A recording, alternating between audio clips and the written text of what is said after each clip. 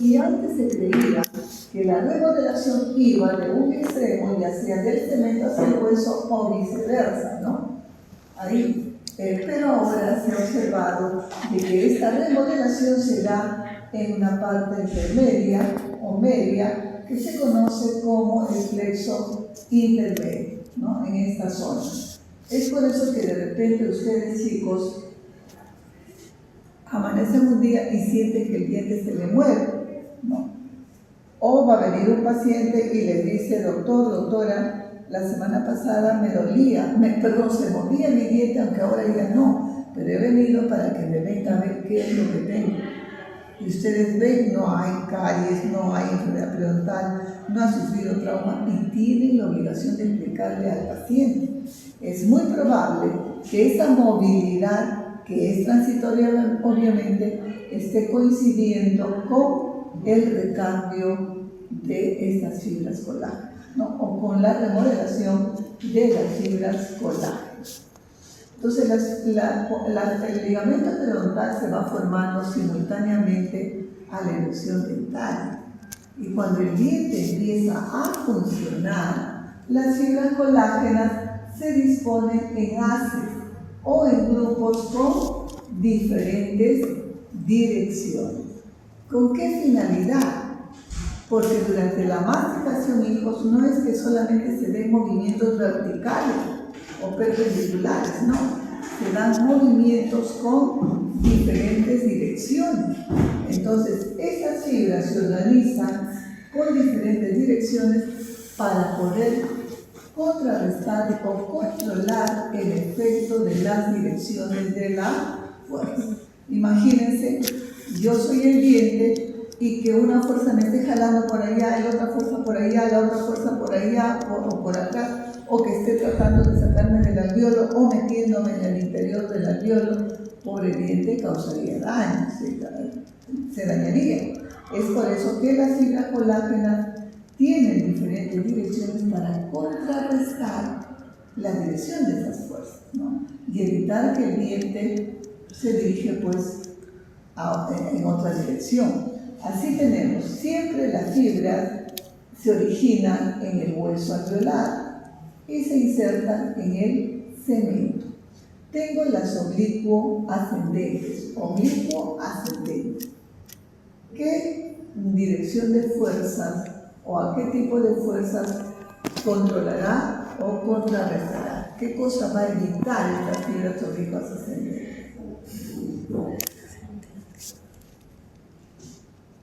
Que el diente se profundice, que el diente salga, que el diente se lateralice. Que salga. ¿Cómo? Que se lateralice, ¿sí? La dirección de la fibra es así. Que ascienda.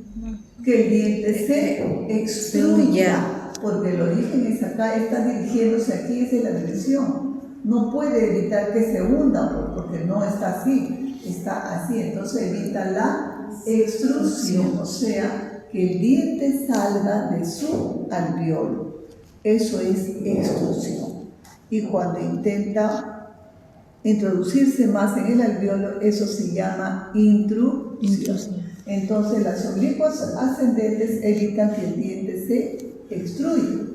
Luego tengo un grupo, las fibras horizontales o de transición le llaman, que va a evitar también que el diente se desplace en una dirección. ¿En qué dirección?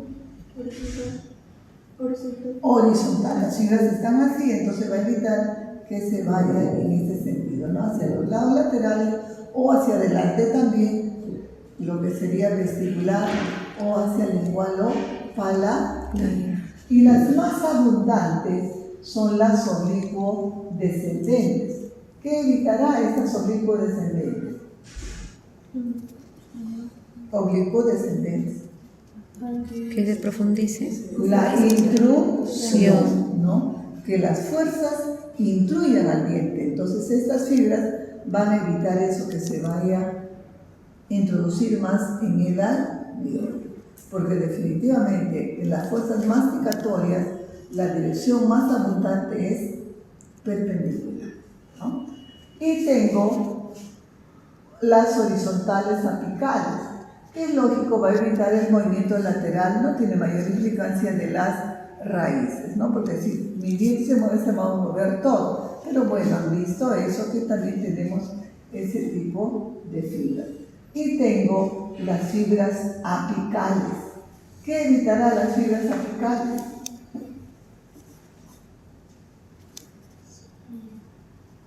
Las dos, que se extruya porque lo jalará, y también que se intruya porque va a servir como una colchón, ¿no? Y tenemos las fibras interradiculares solamente, ¿cómo se llama?, presentes en los dientes multirradiculares, ¿no?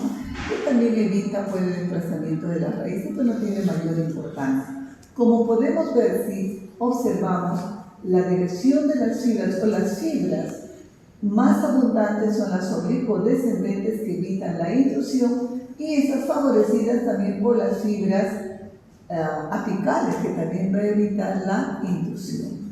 Por eso es que esto, como la mayoría de las fuerzas son perpendiculares, hay un montón de fibras que van a evitar esta intrusión, ¿no? En cambio, la extrusión no, sí se puede extruir fácilmente. Por eso es que para el ortodoncista antes era fácil extruir. Si un diente estaba muy intruido, lo podía extruir, sí, fácilmente.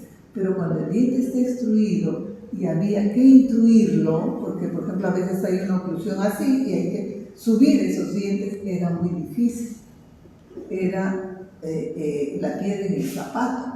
Y justamente este conocimiento es que ha hecho pues que surjan protocolos de atención y ahora sí pueden intruir, pero ya no solamente con un bracket, sino que utilizan hasta microtornillos, o sea que ejerzan mayor fuerza y puedan vencer esta resistencia de estas fibras, ¿no? Entonces lo importante es saber que se organizan para contrarrestar la dirección de las fuerzas que se ejercen sobre las piezas dentales. Y aquí, en esta zona, no hay fibras colágenas y se conoce como el espacio indiferenciado de black, en inglés, negro, ¿no? Solamente tenemos sustancia fundamental. Por eso es que cualquier trauma que se ejerza sobre este diente, por ejemplo, ¿quién no ha comido habas tostadas o cancha de habas, lo que le llaman? Que es duro. Uno muerde y luego le queda resentido, un poco adolorida a nivel apical. ¿Por qué? Porque la inflamación se va a producir rápidamente aquí, en esta zona, que es celular y hay fluido, más no hay fibra, ¿no? Ese es el espacio indiferenciado de Black. La irrigación es altamente ligado al ligamento periodontal. Quien trabaja en periodoncia, pues tiene que trabajar con abundante sangrado, ¿no? Por eso a mí no me gusta la ortodoncia, la periodoncia. Sangra mucho y cuanto más joven es, el paciente sangra un montón. Si bien es cierto, no hay vasos que estén destinados exclusivamente para irrigar al ligamento periodontal, sin embargo, los vasos del ligamento periodontal tienen tres fuentes. Uno, del plexo gingival, quiere decir vasos destinados hacia irrigar la encía. Esos vasos dan ramificaciones e irrigan el ligamento periodontal. Vasos destinados a irrigar el hueso alveolar surgen ramificaciones y también van a irrigar el ligamento periodontal. Y vasos destinados para la pulpa, también antes de introducirse, de ingresar a la pulpa, emiten ramificaciones y van a irrigar el ligamento periodontal. Entonces, miren, tiene tres fuentes, tiene tres orígenes, y todos estos vasos sanguíneos se anastomosan entre sí y van a formar como un tejido, una malla, que se llama el plexo en canasta y que rodea a toda la raíz. Por eso es altamente irrigado. La inervación también tiene fibras, pero en el ligamento periodontal estas fibras nerviosas libres se van a especializar y forman lo que se conoce como los receptores. Y estos mecanorreceptores, que son los que van a recepcionar los estímulos, identifican pues los diferentes estímulos. Por eso es que cuando nosotros comemos y detectamos o hay una piedra, por más pequeñita que sea, el ligamento periodontal lo detecta. Y es por eso que, sin darnos cuenta, involuntariamente, inmediatamente abrimos la boca, ¿no? Porque es una estructura altamente mecanorreceptor. Y estos mecanorreceptores o receptores sensitivos están distribuidos en toda la mucosa oral, pero también vamos a tener en el diente. Tenemos en la pulpa, en el ligamento periodontal, en la encía, ¿no? O en los tejidos blandos.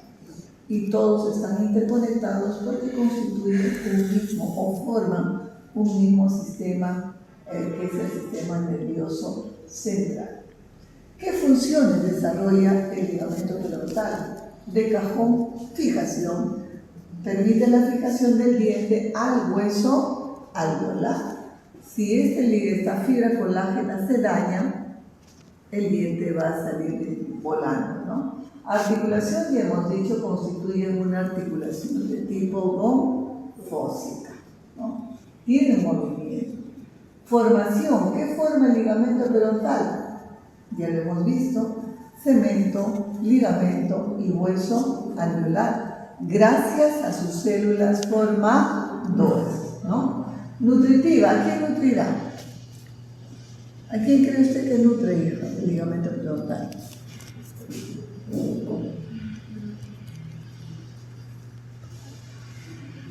¿A quién nutrirá el ligamento periodontal? A la pulpa. A ver, ¿qué dice por acá? ¿Ah? A la dentina. Miren. A las células que se encuentran en la dentina está aquí. ¿Cómo es el ligamento periodontal puede nutrir a la dentina? Acá tengo el cemento. Al cemento, pues hijas, porque el cemento es avascular, ¿no? Al hueso no, que también es adyacente, porque el hueso tiene su propia irrigación. Sensorial, acabamos de ver por qué, porque tiene receptores o mecanorreceptores y permite identificar, esta función permite identificar los estímulos que se ejercen sobre la pieza dental. La regeneración, se puede regenerar el ligamento periodontal en forma espontánea. Cuando hagan ustedes ahora periodoncia, ya van a entrar a la clínica, ustedes saben que la enfermedad periodontal es causada por factores locales. Una mala higiene, se deposita el biofilm, que llamamos sarro, y ese sarro lleva a producir inflamación del tejido periodontal. Aún cuando recién se está dando, ya hay inflamación, ya hay pérdida del hueso, hay pérdida del ligamento periodontal. Entonces, ¿cuál es el tratamiento ahí? El desarraigar, limpiar. Y el tejido dental solito se regenera espontáneamente. Ahí no hay necesidad de poner injertos, no hay nada por el estilo. Solito se regenera. ¿Gracias a qué? A sus células formadoras. Formará nuevamente cemento, ligamento y hueso alveolar. Pero en caso de enfermedades graves, ¿no? También se va a regenerar espontáneamente. Pero si yo necesito que se forme, no sé, 2 centímetros de complejo dental-alveolar, no se va a regenerar por 2 centímetros, se regenerará, se me ocurre, medio centímetro, o bueno, ya 1 centímetro. No, porque es mucho el tejido que falta, pero se está regenerando. Por eso, por ejemplo, la capacidad del músculo de regeneración es limitada. Cuando hay pérdida de músculo, cicatriza, se va a regenerar, pero con la superficie así lisa como era normalmente no. Hay un defecto, hay una depresión.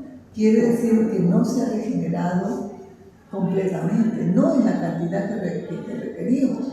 Por eso es que en ese caso ahora existe la regeneración tisular guiada. ¿Qué significa? Que el profesional debe guiar esa regeneración.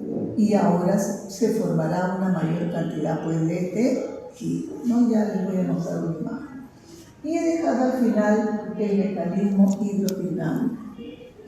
Agua dinámico, ¿qué significa? Que esa agua, ese líquido hídrico del ligamento periodontal está en movimiento, ¿no es cierto? Por eso se llama hidrodinámico. Durante la masticación existen fuerzas pesadas y fuerzas fisiológicas. No es la misma fuerza que empleamos cuando masticamos, se le ocurre un pan o una fruta o una verdura, a que cuando masticamos algo duro, ¿no? Un alimento más fibroso. Por eso es que hay diferentes intensidades de fuerza durante la masticación que se clasifican como fuerzas leves o fisiológicas y fuerzas intensas o pesadas. Esta diferencia de las fuerzas que existen ha permitido que la ortodoncia determine qué fuerza utilizar en el tratamiento y no causar daño